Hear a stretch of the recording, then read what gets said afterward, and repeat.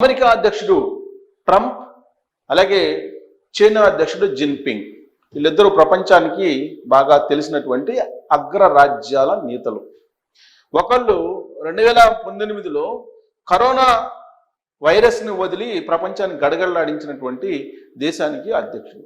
మరొకరు ఆర్థిక సంక్షోభంలోకి ప్రపంచాన్ని నెట్టేసేటువంటి దేశం అమెరికాకి అధ్యక్షుడు.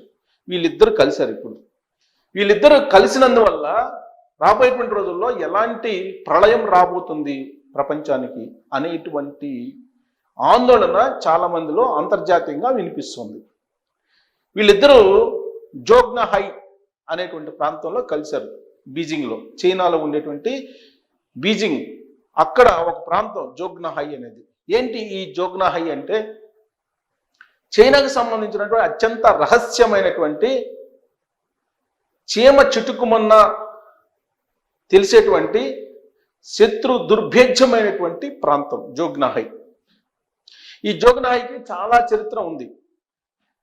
దాంట్లోకి దాదాపుగా ఎవరిని ఎంటర్ కానివ్వరు. సెలెక్టెడ్గా కొంతమందిని మాత్రమే ఎంటర్ కానిస్తారు. రష్యా అధ్యక్షుడు పుతిన్ని ఎంటర్ కానిచ్చారు. ఆ తర్వాత బెలారస్ అధినేతని అలెగ్జాండర్ని ఎంటర్ కానిచ్చారు. గతంలో అమెరికా అధ్యక్షుడు పనిచేసినటువంటి ఒబామాని ఎంటర్ కానిచ్చారు. 2017లో మొదటిసారిగా అమెరికా అధ్యక్షుడైనటువంటి ట్రంప్ అప్పుడు ఆయన చైనాకి విజిట్ చేసినప్పుడు కూడా ఈ జోగ్నాహైలోకి ఎంటర్ కానివ్వలేదు చైనా.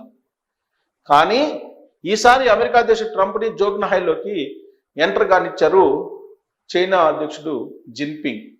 అంటే వీళ్ళిద్దరి మధ్య బలమైనటువంటి ఏవో సంబంధాలు వాణిజ్యపరమైనవి జరగబోతున్నాయి అనేటువంటి ఒక ప్రచారం అయితే అంతర్జాతీయంగా జరుగుతుంది.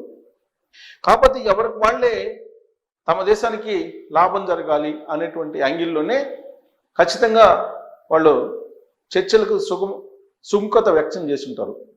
అయితే ఇక్కడ చైనాలోకి అడుగుపెట్టినటువంటి ట్రంప్ 2వ రోజు పర్యటన